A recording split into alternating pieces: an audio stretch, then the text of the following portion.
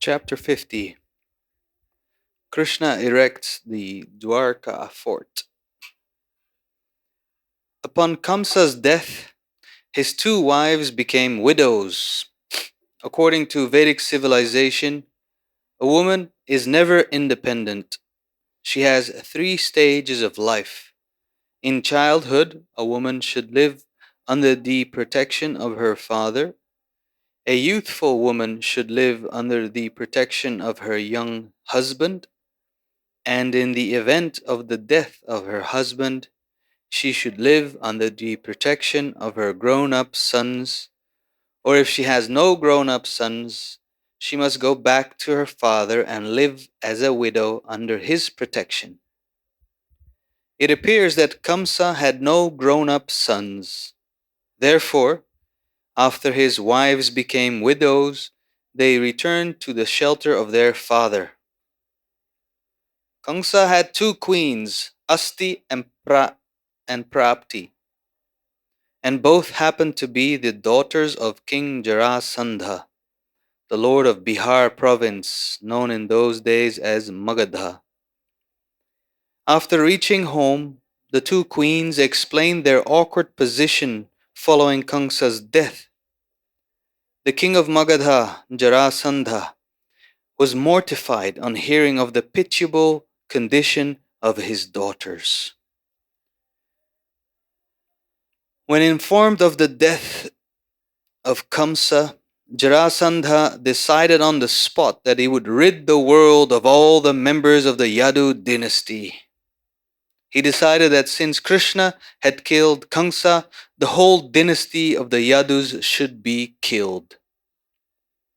He began to make extensive arrangements to attack the kingdom of Mathura with his innumerable military phalanxes, consisting of many thousands of chariots, horses, elephants, and infantry soldiers. Jarasandha prepared 13 such military phalanxes to retaliate the death of Kamsa. Taking with him all his military strength, he attacked the capital of the Yadu kings, Mathura, surrounding it from all directions. Sri Krishna, who appeared like an ordinary human being, saw the immense strength of Jarasandha, which appeared like an ocean about to cover a beach at any moment. He also perceived that the inhabitants of Mathura were overwhelmed with fear. He began to think within himself about his mission as an incarnation and how to tackle the present situation before him. He thought that since he was not going to conquer the kingdom of Magadha, to kill the king of Magadha, namely Jarasandha, was useless. His mission was to diminish the overburdening population of the world. Therefore, he took the opportunity to face so many men, chariots, elephants, and horses. The military strength of Jarasandha had appeared before him, and he decided to kill the entire force of Jarasandha so that he would go back and reorganize his military strength.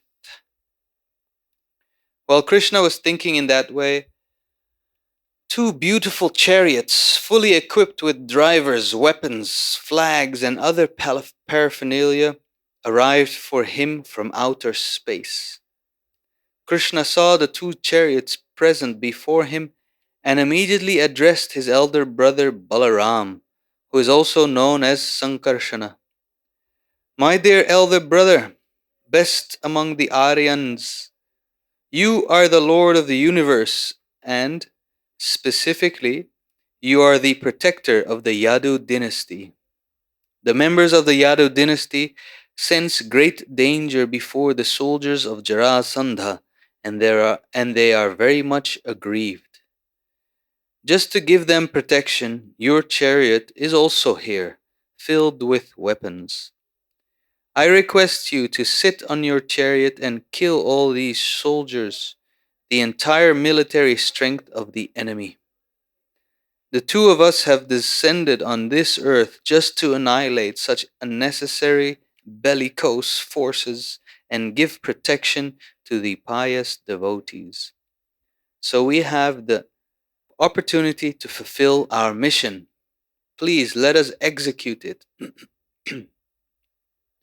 Thus, Krishna and Balaram, the descendants of Dasharha, decided to annihilate the 13 military companies of Jarasandha.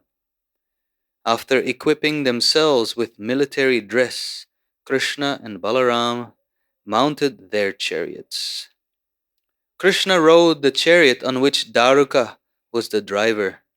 With a small army, they came out of the city of Mathura, blowing their respective conch shells.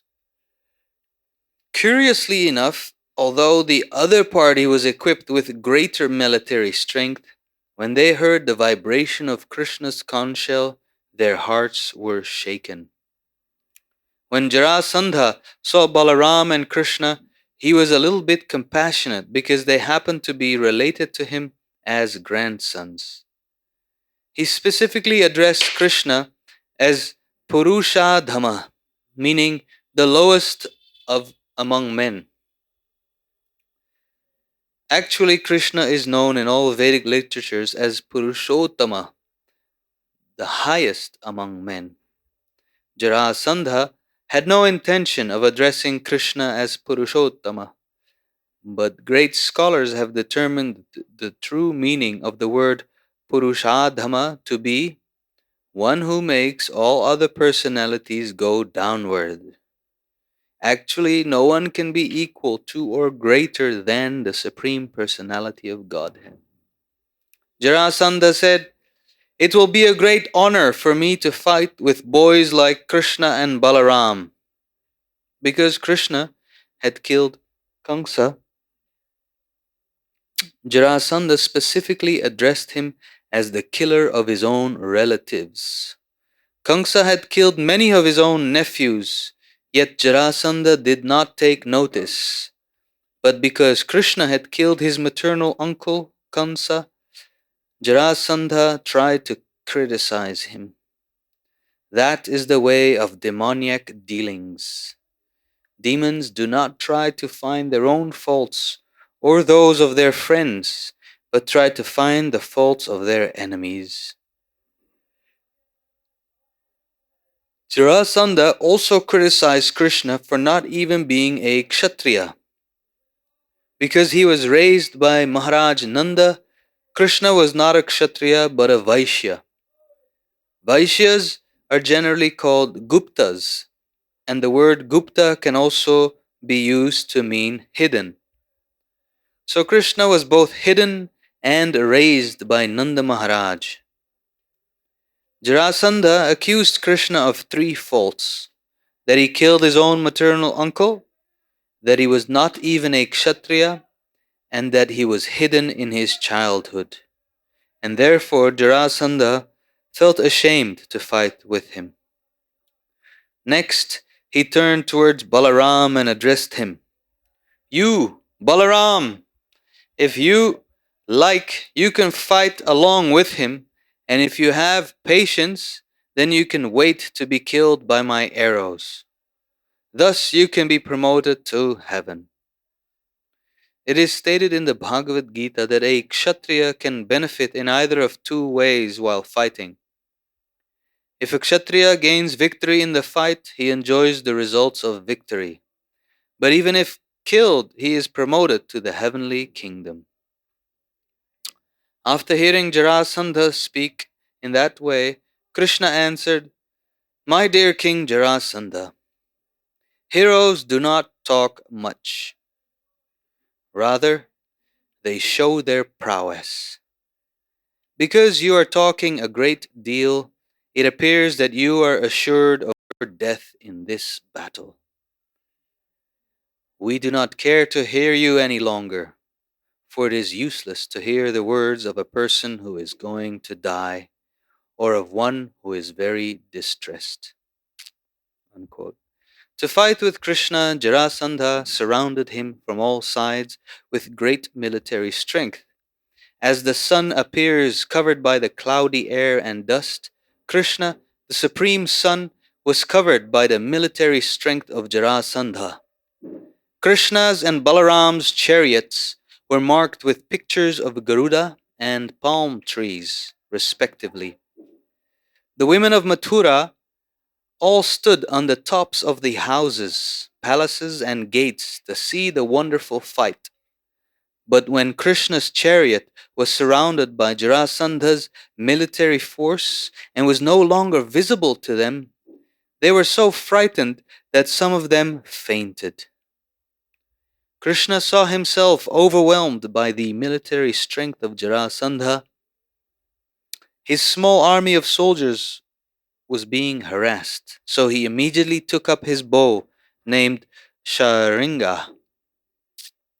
He took his arrows from their quiver, and one after another he set them on the bowstring and shot them towards the enemy. They were so accurate that the elephants, horses, and infantry soldiers of Jarasandha were quickly killed. The incessant arrow shot by Krishna appeared like a whirlwind of blazing fire, killing all the military strength of Jarasandha. As Krishna released his arrows, all the elephants gradually began to fall, their heads severed by the arrows. Similarly, all the horses fell, their necks severed, and the chariots fell also, along with their flags and the fighters and drivers on the chariot. Almost all the infantry soldiers fell on the field of battle, their heads, hands, and legs cut off. In this way, many thousands of elephants, horses, and men were killed, and their blood flowed just like the waves of a river. In that river, the severed arms of men appeared like snakes, and their heads like tortoises. The dead bodies of the elephants appeared like small islands, and the dead horses appeared like sharks. By the arrangement of the supreme will, there was a great river of blood filled with paraphernalia. The hands and legs of the infantry soldiers floated just like different kinds of fish. The hair of the soldiers floated like seaweed and moss, and the floating bows of the soldiers resembled waves of the river. And all the jewelry from the bodies of the soldiers and commanders seemed like pebbles flowing down the river of blood. Lord Balaram, who is also known as Sankarshana, began to fight with his club in such a heroic way that the river of blood created by Krishna overflooded.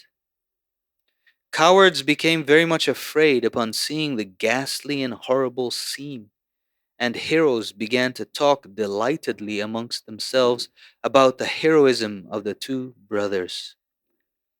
Although Jarasandha was equipped with a vast ocean of military strength, the fighting of Lord Krishna and Balaram converted the whole situation into a ghastly scene far beyond ordinary fighting.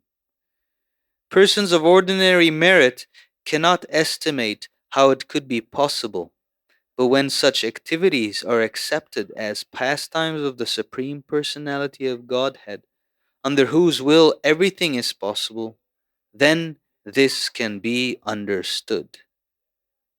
The Supreme Personality of Godhead creates, maintains, and dissolves the cosmic manifestation merely by His will. For Him to create such a vast scene of devastation while fighting with an enemy is not so wonderful. And yet, because Krishna and Balaram were fighting with Jarasandha just like ordinary human beings, the affair appeared wonderful.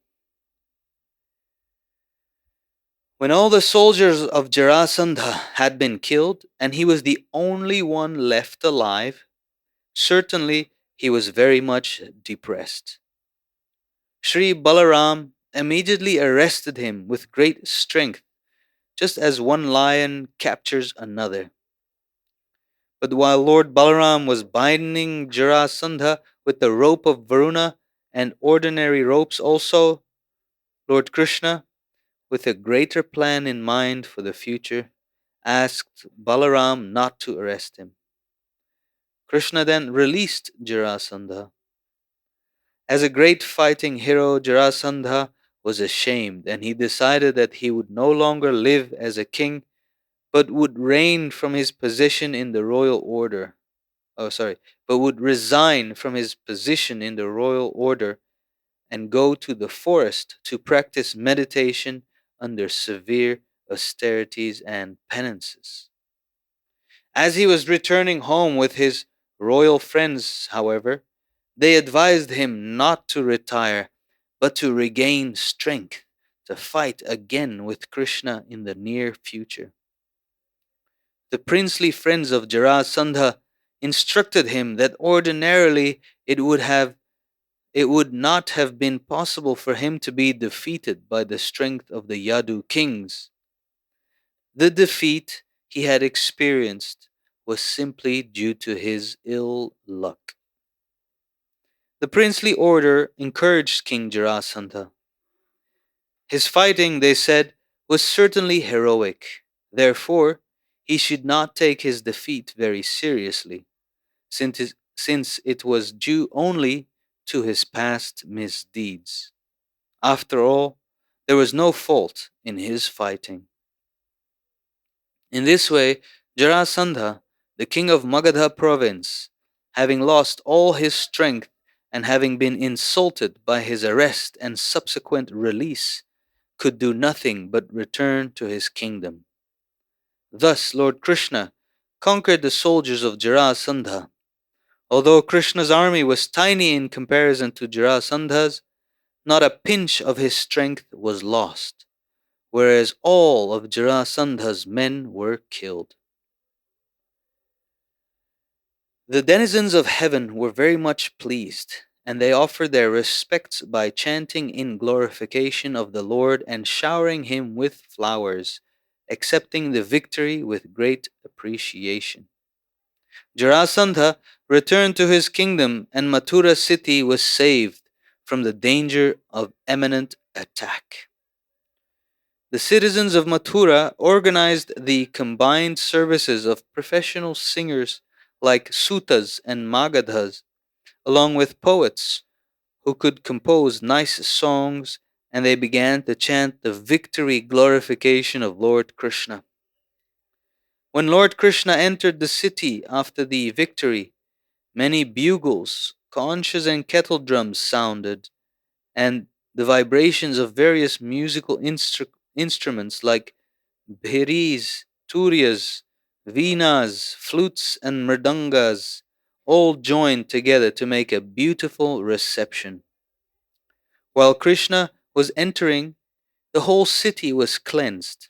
All the different streets and roads were sprinkled with water, and the inhabitants, being joyous, decorated their respective houses and shops with flags and festoons. The Brahmanas chanted Vedic mantras at numerous places. The people constructed road crossings and gates at entrances to lanes and streets. When Lord Krishna was entering the nicely decorated city of Mathura in a festive attitude, the ladies and girls of Mathura prepared different kinds of flower garlands to make the ceremony most auspicious. In accordance with the Vedic custom, they took yogurt mixed with fresh green grass and strewed it here and there to make the victory jubilation even more auspicious. As Krishna passed through the street, all the ladies and women regarded him with eyes bright with affection.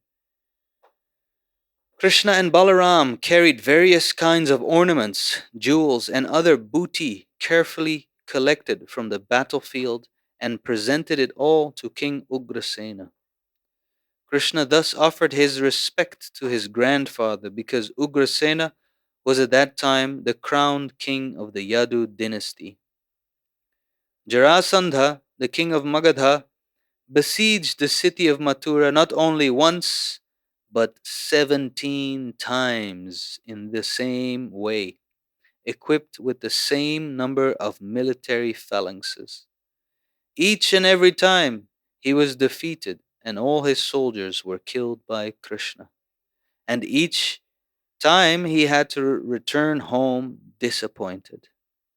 Each time the princely order of the Yadu dynasty arrested Jarasandha in the same way and again released him in an insulting manner. And each time Jarasandha shamelessly returned home. While Jarasandha was attempting his 18th attack, a Yavana king somewhere to the south of Mathura became attracted by the opulence of the Yadu dynasty and also attacked the city. It is said that the king of the Yavanas, known as Kala Yavana, was induced to attack by Narada. This story is narrated in the Vishnu Purana. Once, Gargamuni, the priest of the Yadu dynasty, was taunted by his brother in law. When the kings of the Yadu dynasty heard the taunt, they laughed at him, and Gargamuni became angry at the Yadu kings. He decided that he would produce someone who would be very fearful to the Yadu dynasty. So he pleased Lord Shiva and received from him the benediction of a son. He begot this son, Kalayavana, in the wife of a Yavana king. This Kalayavana inquired from Narada, "Who are the most powerful kings in the world?" Narada informed him that the Yadus were the most powerful. Thus informed, Kalayavana attacked the city of Mathura at the same time that Jarasandha tried to attack it for the 18th time. Kalayavana was very eager to declare war on a king of the world who would be a suitable combatant for him, but he had not found any. However, being informed about Mathura by Narada, he thought it wise to attack this city with 30 million Yavana soldiers. When Mathura was thus besieged, Lord Sri Krishna began to consider in consultation with Baladev how much the Yadu dynasty was in distress, being threatened by the attacks of two formidable enemies, Jarasandha and Kalayavana. This time was growing short. Time was growing short. Kalayavana was already besieging Mathura from all sides, and it was expected that the day after next, Jarasandha would also come, equipped with the same number of divisions of soldiers as in his previous 17 attempts. Krishna was certain that Jarasandha would take advantage of the opportunity to capture Mathura when it was also being besieged by Kalayavana. He therefore thought it wise to take precautionary measures for defending against an attack upon Mathura from two strategic points. If both Krishna and Balaram were engaged in fighting with Kalayavana at one place, Jarasandha might come at another to attack the whole Yadu family and take his revenge. Jarasandha was very powerful, and having been defeated 17 times, he might vengefully kill the members of the Yadu family or arrest them and take them to his kingdom. Krishna therefore decided to construct a formidable fort where no two-legged animal, either man or demon, could enter. He decided to keep his relatives there so that he would then be free to fight the enemy. It appears that formerly Dwarka was also part of the kingdom of Mathura. In Srimad Bhagavatam, it is stated that Krishna constructed the fort in the midst of the sea. Remnants of the fort Krishna constructed still exist in the bay of Dwarka. Krishna first of all constructed a very strong wall covering 96 square miles, and the wall itself was within the sea. It was certainly wonderful and was planned and constructed by Vishwakarma. No ordinary architect could construct such a fort within the sea, but an architect like Vishvakarma, who is considered to be the engineer among the demigods, can execute such wonderful craftsmanship anywhere in the universe. If huge planets can float in weightlessness in outer space by the arrangement of the Supreme Personality of Godhead, surely the architectural construction of a fort covering 96 square miles within the sea was not very wonderful. It is stated in Srimad Bhagavatam that this new, well constructed city developed within the sea had regular planned roads, streets, and lanes. They, there were also well planned parks and gardens filled with plants known as kalpavrikshas or desire trees. These desire trees are not like the ordinary trees of the material world. The desire trees are found in the spiritual world. By Krishna's supreme will, everything is possible. So, such desire trees were planted in Dwaraka, the city constructed by Krishna. The city was also filled with many palaces and gopuras, or big gates. These gopuras are still found in some of the larger temples. They are very high and constructed with fine artistic skill. Such palaces and gates held golden water pots, kalasha. These water pots on the gates or on the palaces are considered auspicious signs. Almost all the palaces were skyscrapers. In each and every house, there were underground rooms containing big golden and silver pots for stocking grain, and there were many golden water pots within the rooms. The bedrooms were all bedecked with jewels, and the floors were mosaic pavements of the Marakata jewels. The Vishnu deity, worshipped by the descendants of Yadu, was installed in each house in the city. The residential quarters were so arranged that the different castes, Brahmanas, Kshatriyas, Vaishyas, and Shudras, had their respective quarters. It appears from this that the caste system mentioned in the Bhagavad Gita existed even at that time. In the center of the city was a residence made specifically for King Ugrasena. This was the most dazzling of all the homes. When the demigod Indra saw that Krishna was constructing a particular city of his own choice, he sent the celebrated Parijata tree of the heavenly planets to be planted in the new city. And he also sent a parliamentary house. And he also sent a parliamentary house, Sudharma.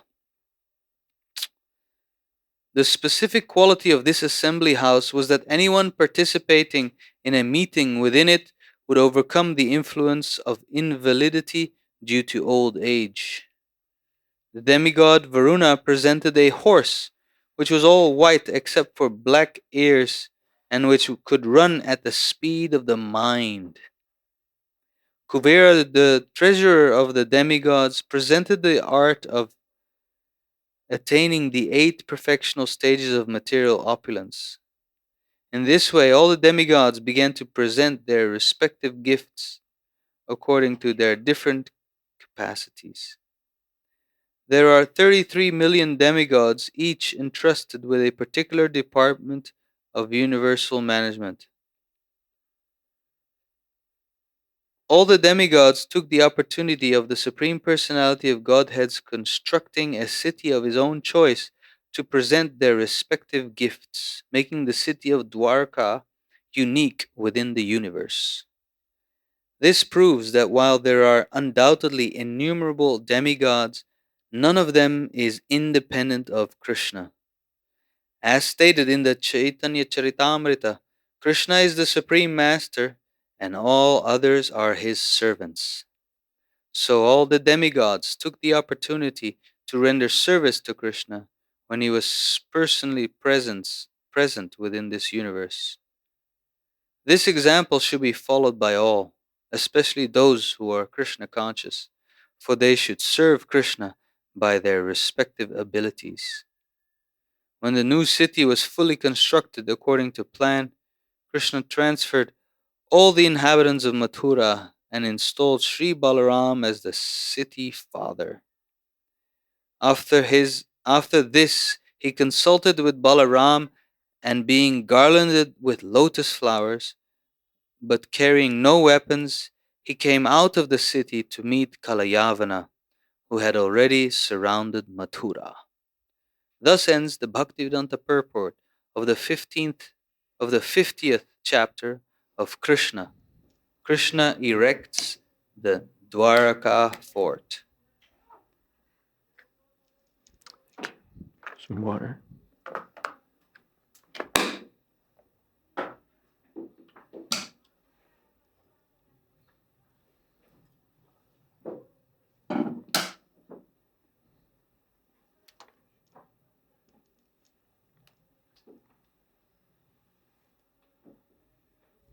Hot water.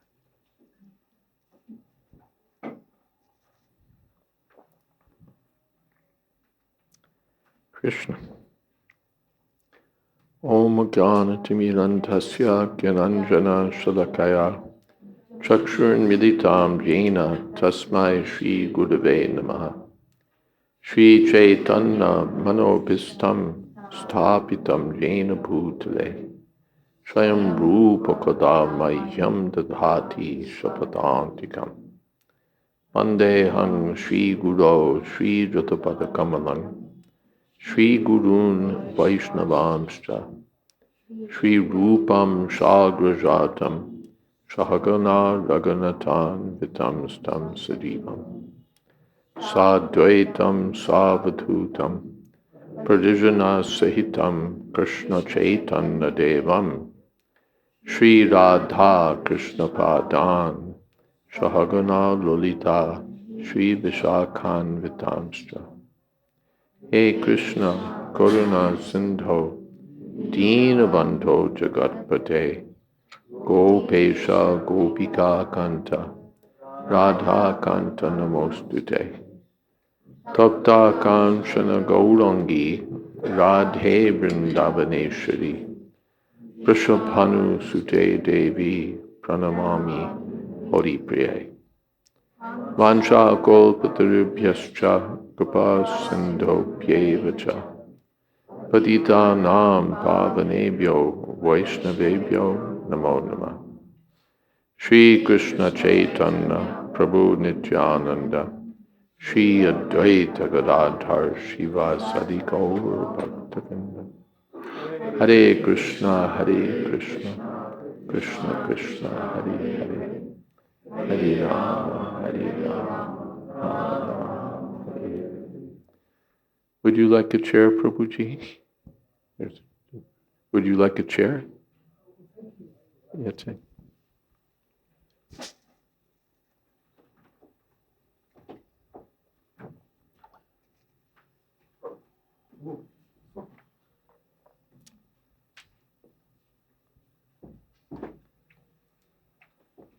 A little more.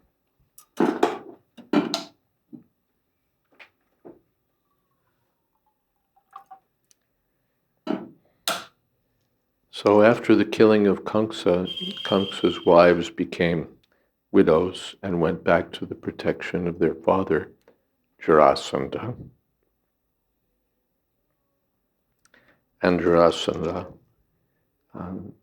being outraged, decided to rid the world of the Yadu dynasty. So he organized a huge fighting force and attacked the capital of the Yadus, Mathura, surrounding it from all sides. And Krishna arranged a small force to protect the city. The general principle in military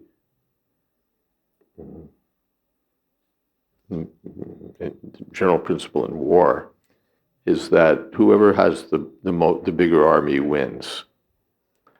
All other things being equal, whoever has the larger force wins the war.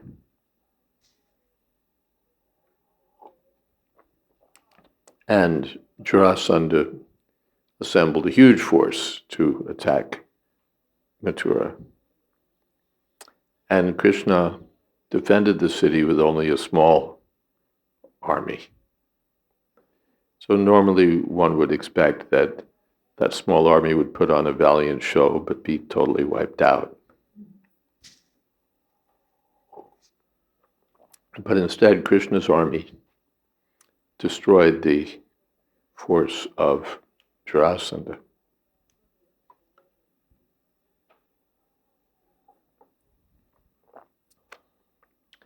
And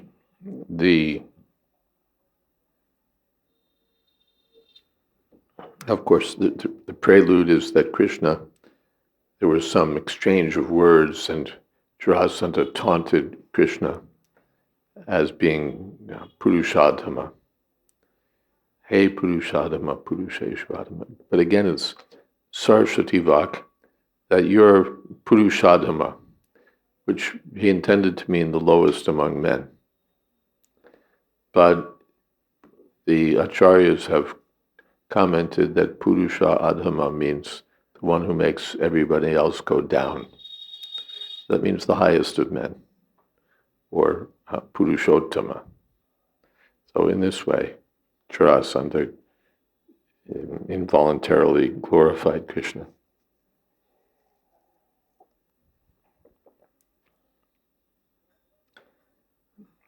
He also criticized Krishna Balaram for having killed their uncle, but didn't take into account that Kamsa had killed so many nephews. And he also criticized Krishna for being Gupta. You're just a Gupta, a Vaishya. This is a Kshatriya affair, and yours is a Vaishya. Or another meaning of Gupta is hidden. You were hidden away by at the home of Nanda Maharaj.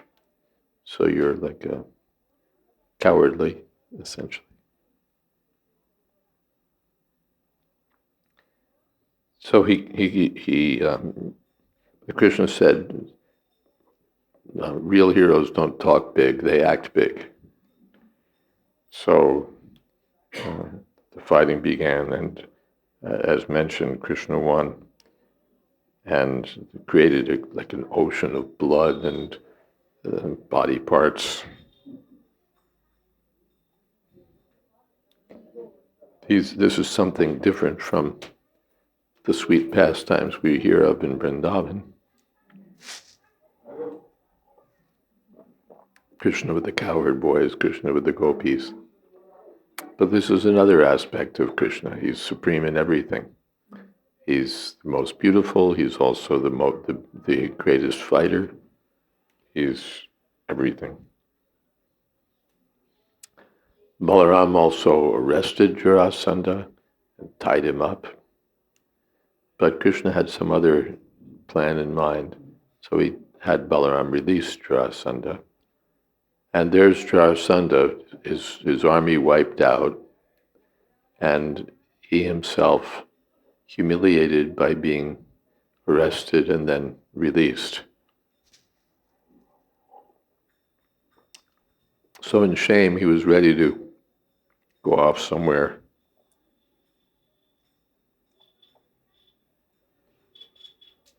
Just perform penances and austerities for the rest of his life. But his ministers, or his friends rather, persuaded him that was just a stroke of bad luck. You're certainly the better fighter. There must have been just some karmic fluke. So don't leave your kingdom.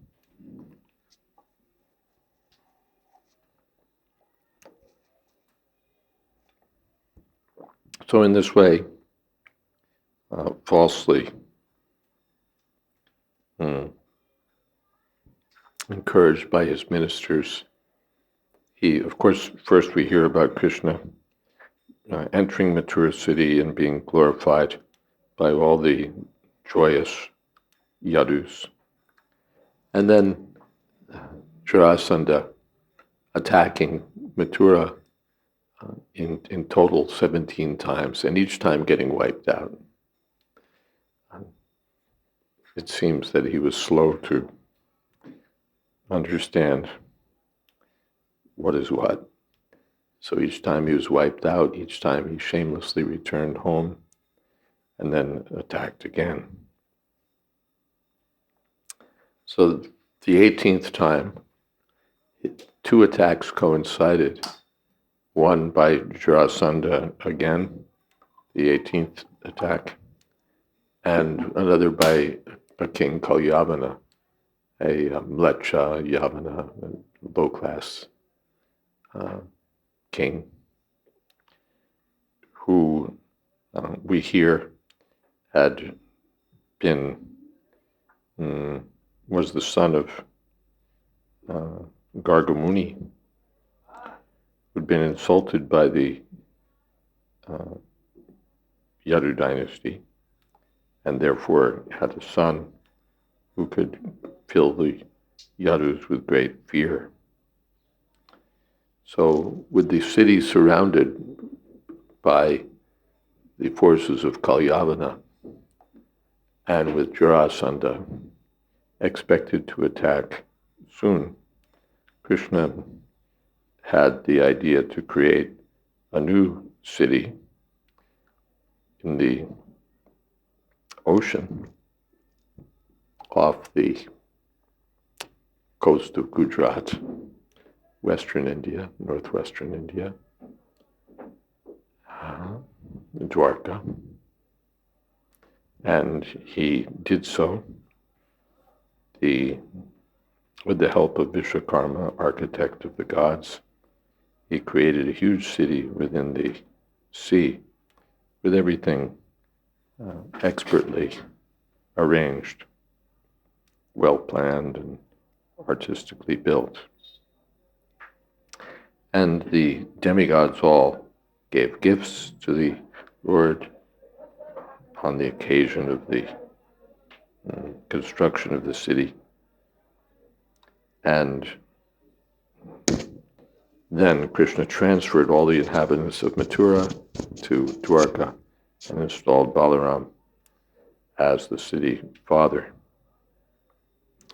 Then in consultation, with Balaram, he and Balaram, garlanded with lotus flowers, came out of the city of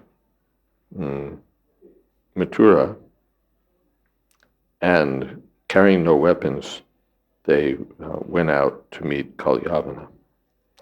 And that's where our chapter ends.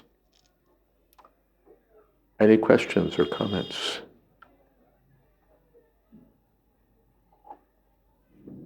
Yes. Hare Krishna.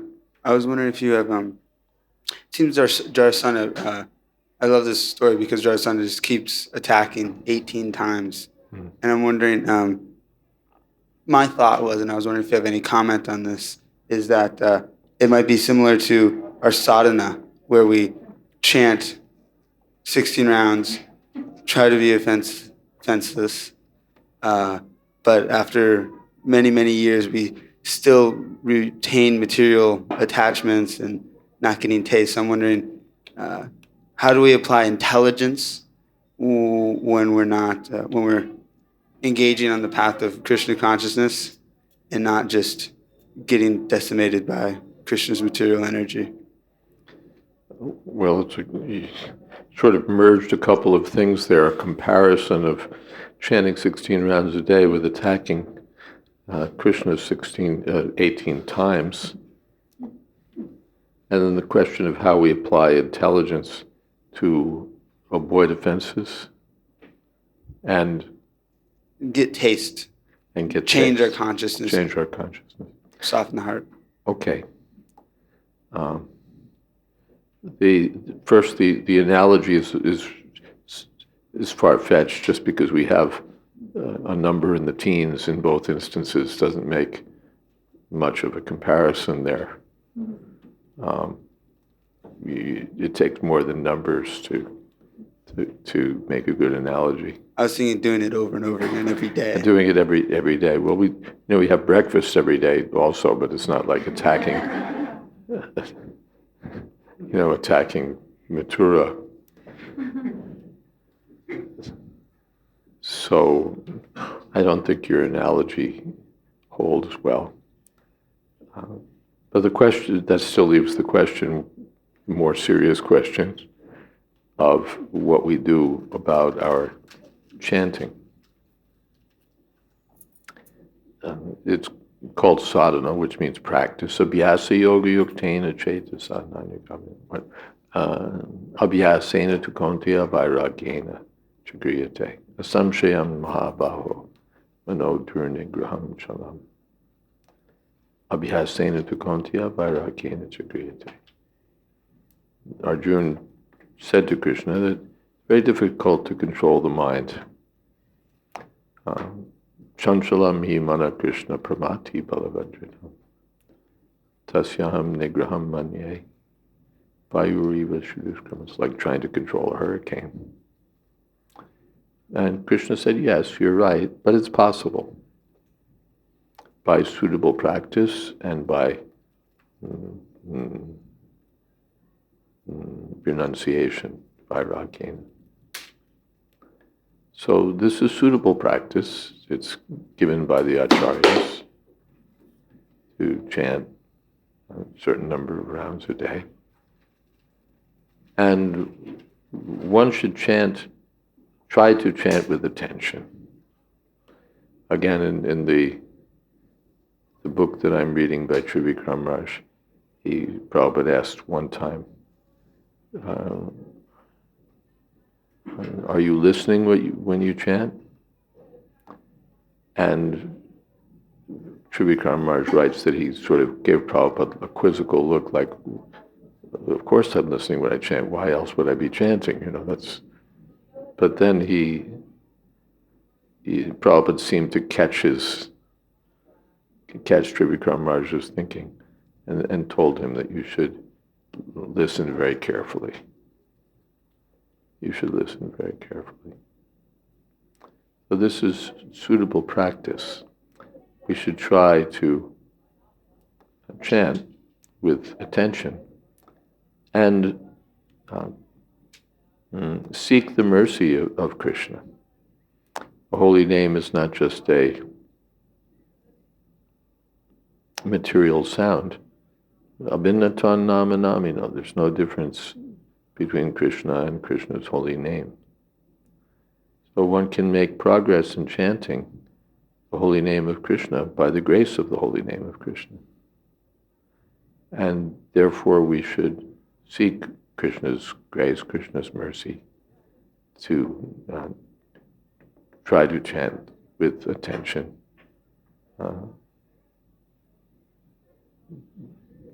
There's much that's been said about this. Satsvarup Maharaj was a pioneer in a book he wrote, Japa Reform Notebook, which he recently wrote was banned in 2 zones. Back in the time when he wrote it, the idea that a guru particularly might have something other than perfect success in chanting was seen as somewhat heretical. And so the book had the distinction of being banned in 2 GBC zones. Now, of course, we have so many seminars about how to chant better japa. Mahatma Prabhu was given a notable seminar on this, and others also have written books and given seminars. So one can take advantage of these, or simply one can take to heart this instruction that we should try to listen with great attention. Is that okay?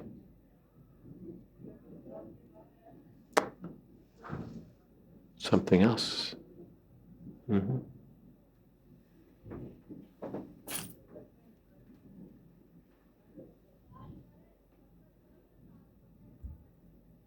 Hare Krishna Maharaj. Does Jarasandha represent some kind of anartha? Is he like Oh, I the don't other? know if there's some anartha assigned to him that Jarasandha represents this or that. But these are all, one thing is these are all real people. They're not just symbols of various anarthas or other forces. They're historical persons. So that's the first thing. He's a historical person. Whether he's been identified sometimes with some anartha, I don't know. Persistent stupidity, you could certainly say that.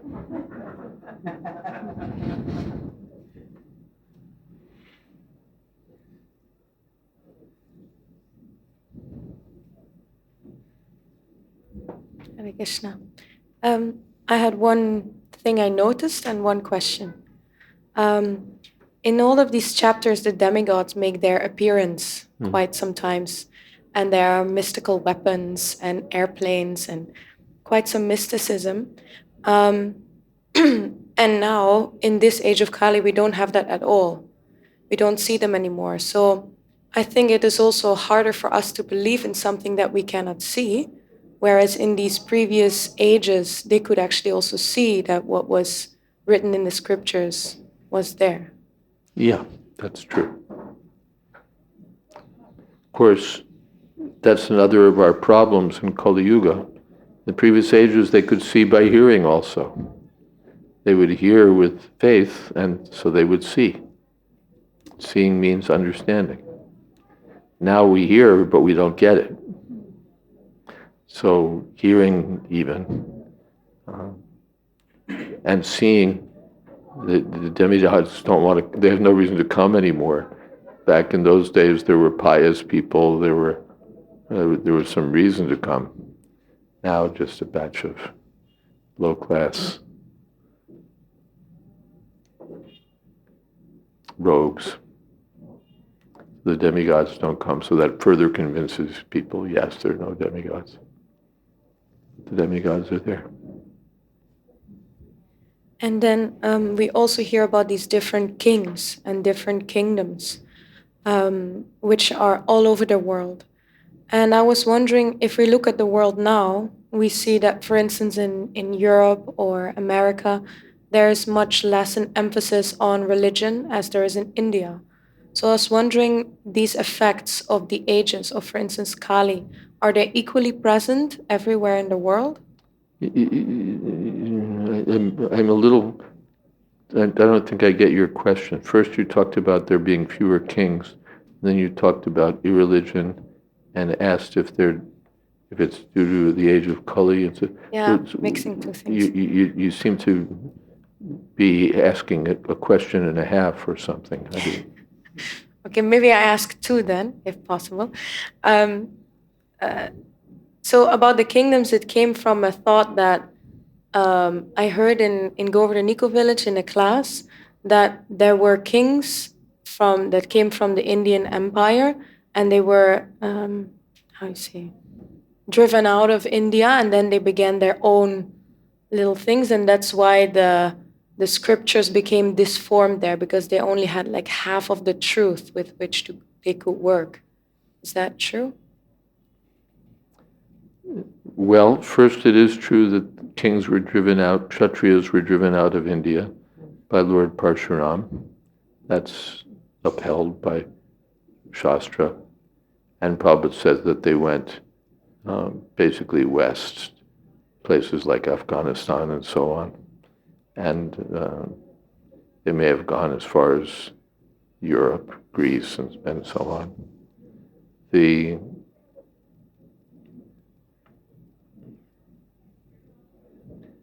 They were degraded, Kshatriyas, so you can attribute the degraded Western civilization to their state. As far as religion being degraded. Well, everything. Religion, first of all, doesn't mean just some ritualistic practice performed in a temple or church, but religion means varnashram dharma, first of all, the system of prescribed duties performed by different types of people. So that we see degraded elsewhere. Then to take it back to that first thing which I was talking about, so it seems that these kings, they started from a degraded position, whereas in India they were still much closer to the truth.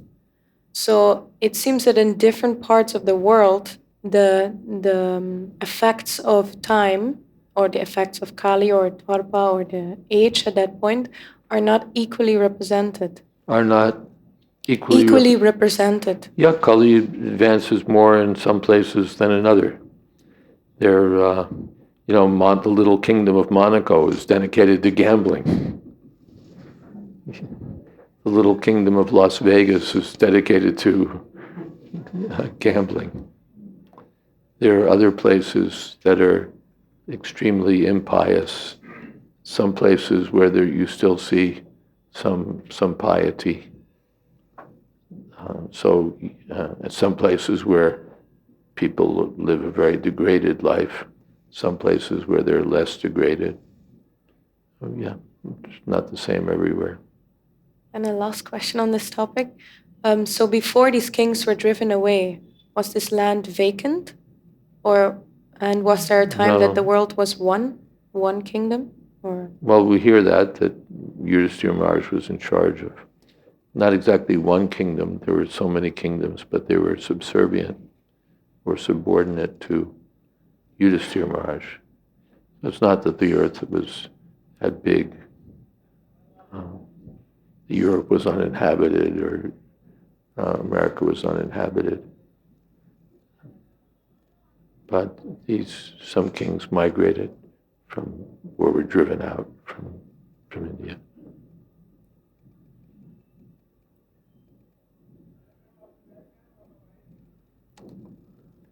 If you go to the Middle East, I've seen that there, some of the people are like a Kshatriya build. They're big and they're strong. You've seen, right? They're like that, and it's possible that they were descended from Kshatriyas driven out of India. Prabhupada said they went to places like Afghanistan and so on. It's possible.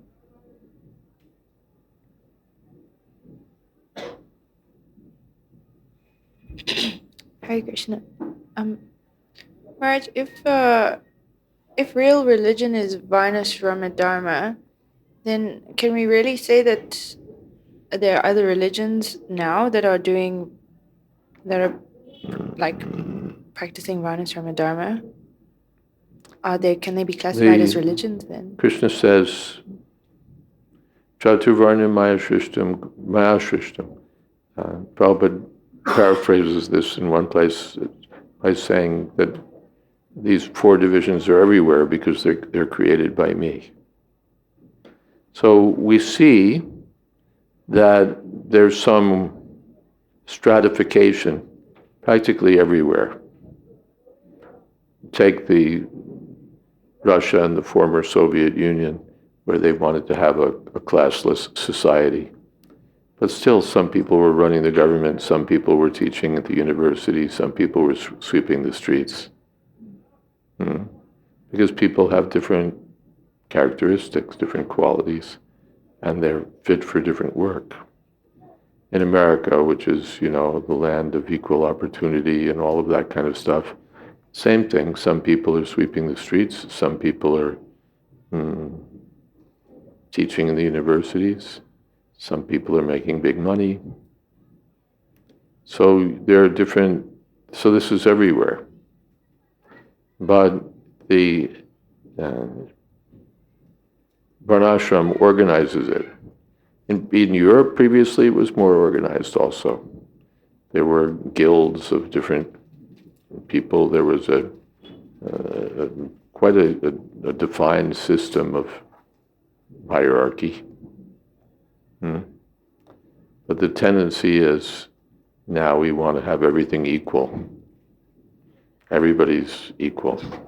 All men are created equal, and so on and so on. And so we make a lot of propaganda about equality, égalité. What is that? Fraternité, égalité, liberté, fraternité, égalité. Everybody's, equal. And it's all rubbish.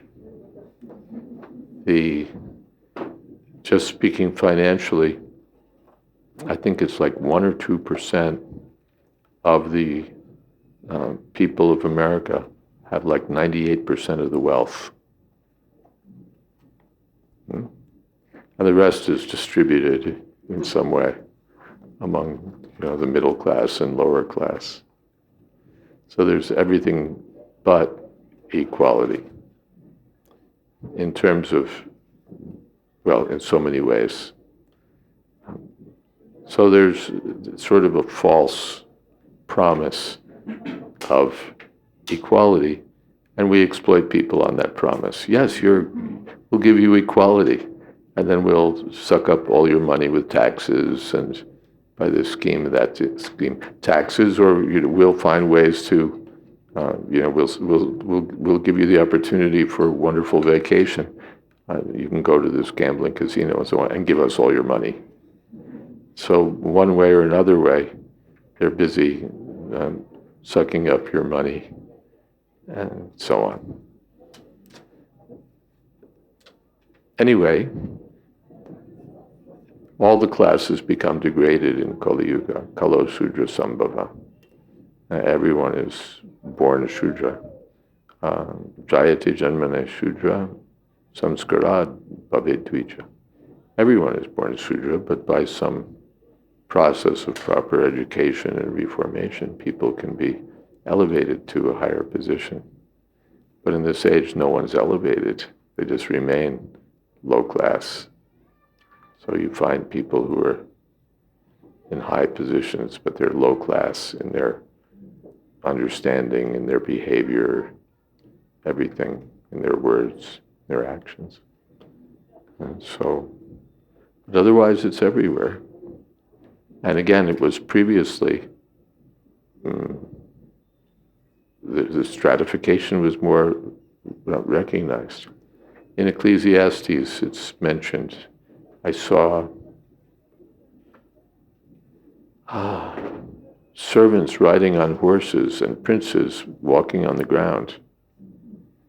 So that, and he points to that as a sign that society's topsy-turvy.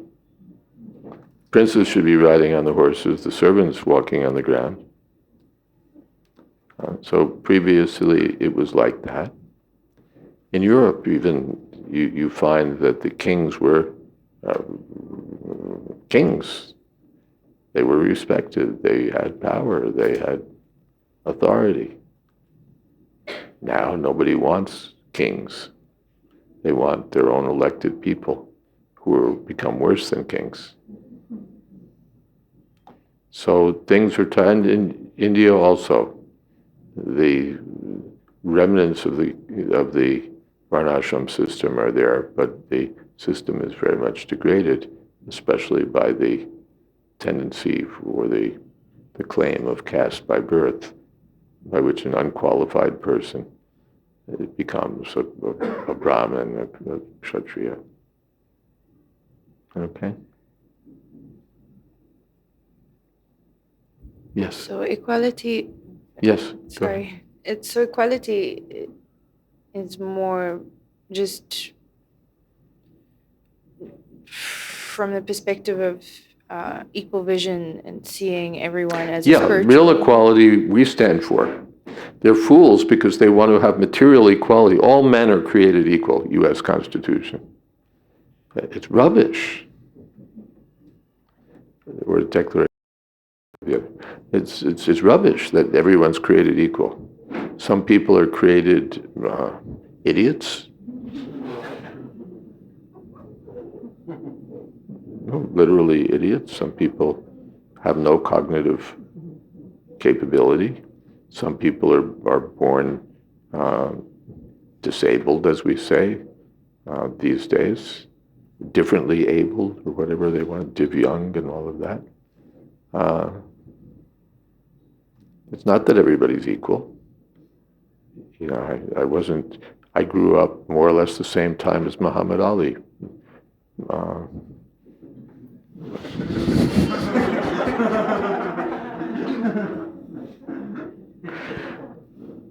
You know, not everyone's equal.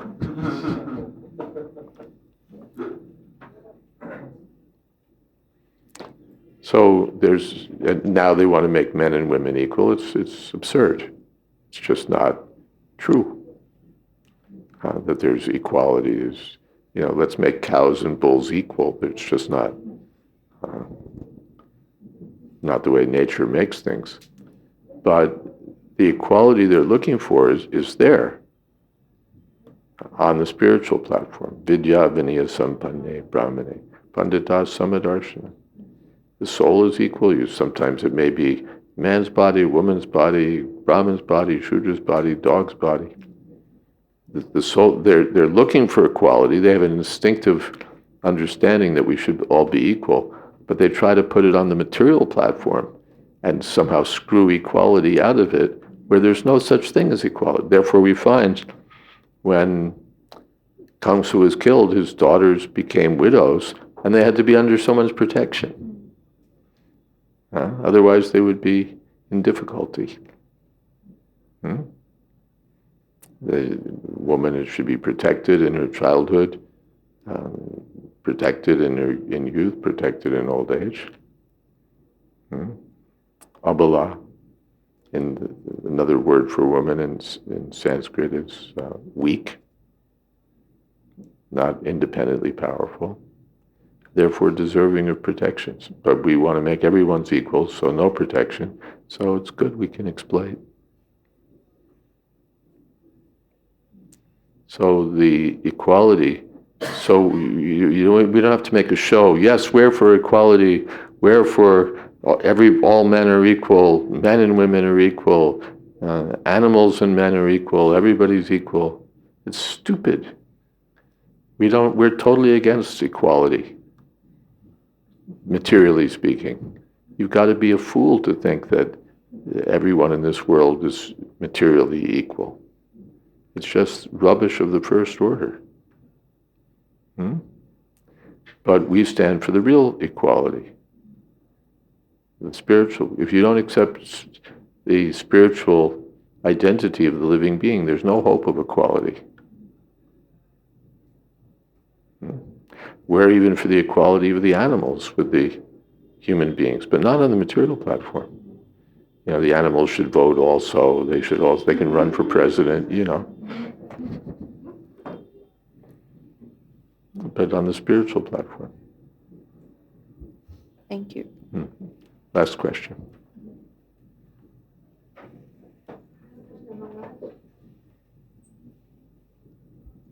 Hare Krishna Maharaj, got it. I've got a slightly, practical question, basically.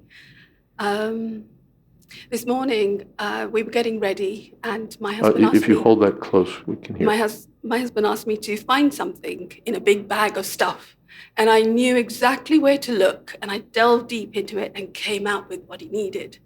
And I'm just thinking that wouldn't it be wonderful if I had that same conviction in the spiritual life, that I knew that it's there, I know where to go, I know how to go for it, and I could just reach out and come out victorious. How can I get that conviction? By association with those who have that conviction.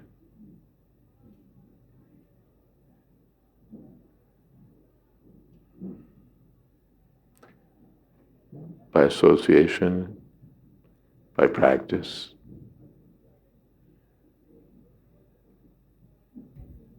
It's tiny bit circular, that you need that conviction to go for it. So without... You need some conviction at least. Yeah. Some conviction leads to more conviction. So yesterday you told me that my life's a bit like Kitchery. So I just continue living in the Kitchery and trying to reach and trying to do the right thing. There's no... There is a magic bullet, but it's public. It's public. We all know that the thing is the chanting of the holy name of Krishna. So there's nothing new I can say. Just say that the same old thing works. Not that I'll suddenly, oh yeah, something we didn't tell. It's all there. Rupa Goswami says we should follow the process with enthusiasm and patience, conviction, and so on. Stay with it. And speaking of the process, we can have some kirtan. And who would like to lead?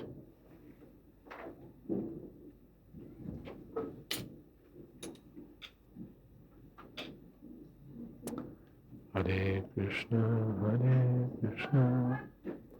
Krishna Krishna, Hare Hare, Hare Rama. Yeah, okay.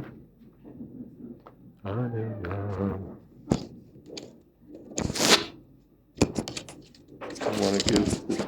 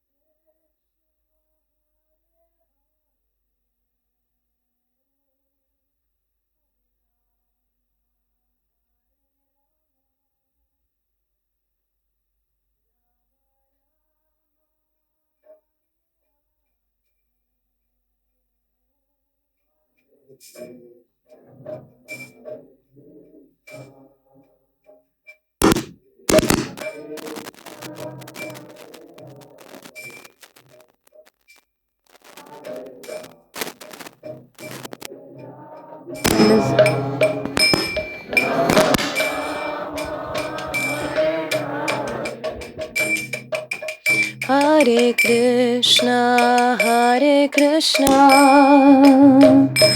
Krishna Krishna, Hare Hare, Hare Rama, Rama Rama, Hare Hare.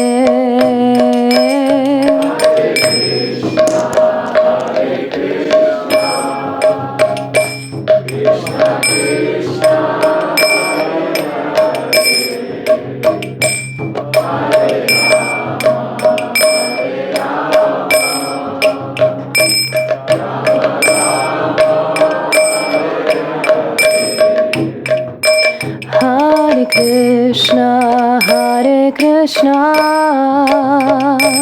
Krishna Krishna, Hare Hare, Hare Rama, Rama Rama, Hare Hare.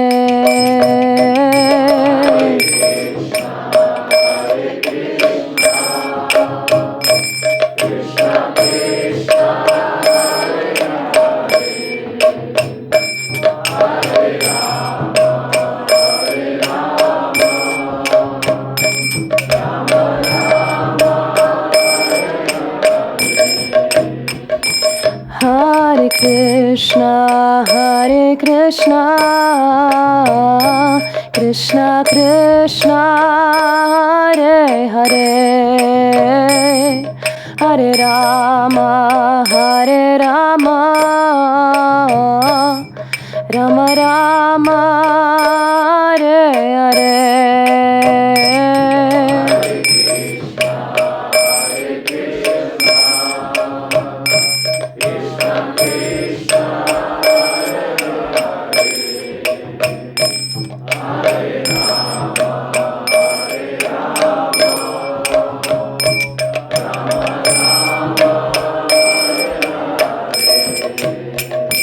Hare Krishna, Hare Krishna, Krishna Krishna, Hare Hare, Hare Rama, Hare Rama,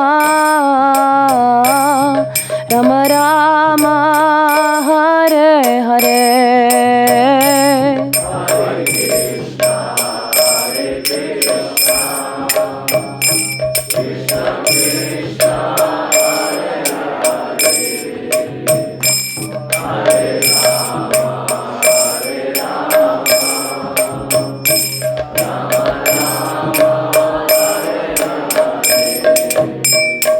Hare Krishna, Hare Krishna,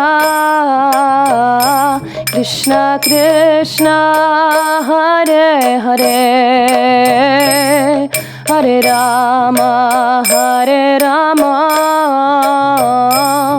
Rama Rama, Hare Hare.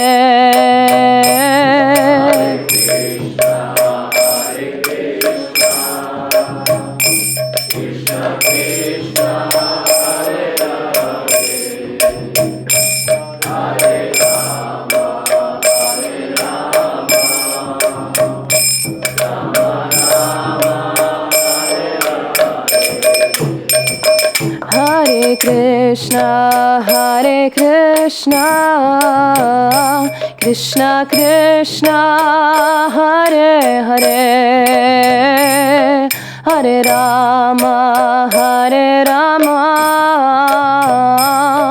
Rama Rama, Hare Hare.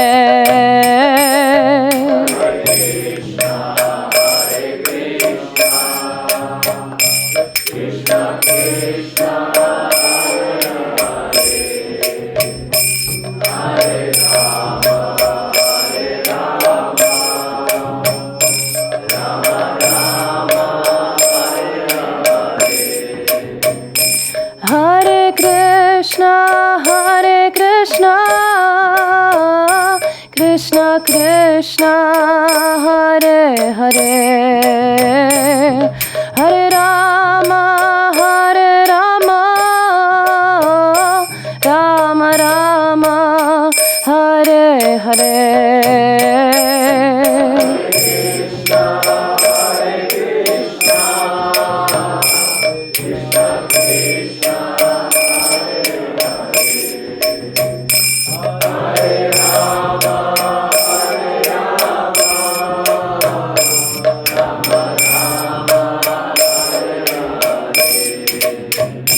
Hare Krishna, Hare Krishna, Krishna Krishna, Hare Hare, Hare Rama, Hare Rama, Rama Rama, Hare Hare.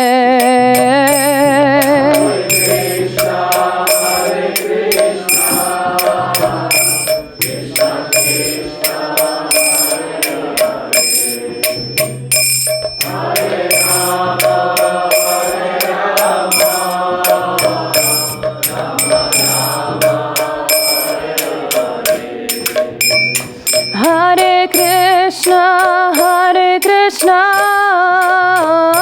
Krishna Krishna, Hare Hare, Hare Rama, Hare Rama, Rama Rama, Hare Hare.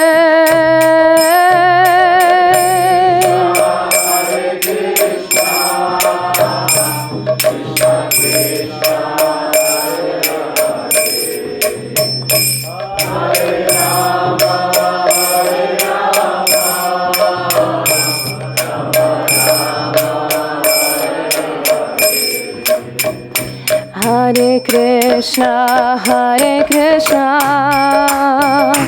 Krishna Krishna, Hare Hare,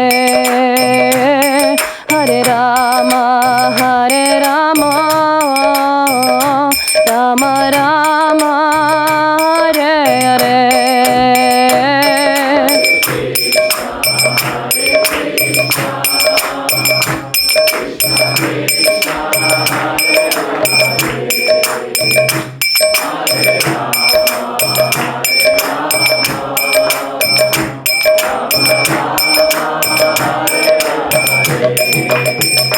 Hare Krishna, Krishna Krishna, Hare Hare, Hare Rama, Rama Rama, Hare Hare.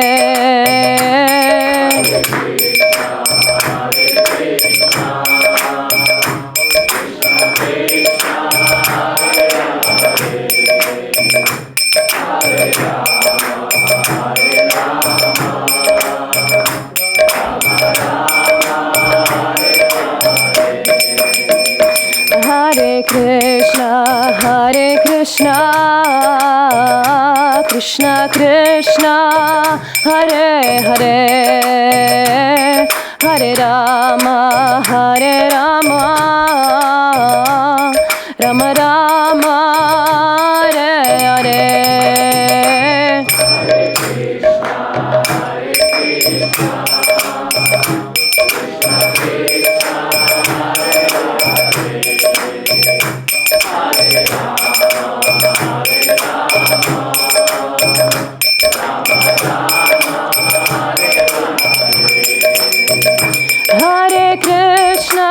Hare Krishna, Krishna Krishna, Hare Hare, Hare Rama,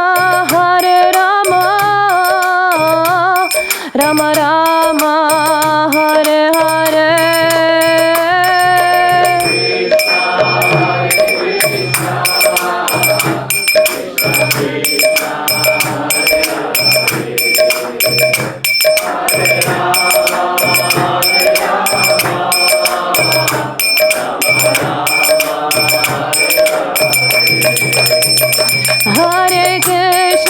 Hare Krishna, Krishna Krishna, Hare Hare, Hare Rama, Rama Rama, Hare Hare.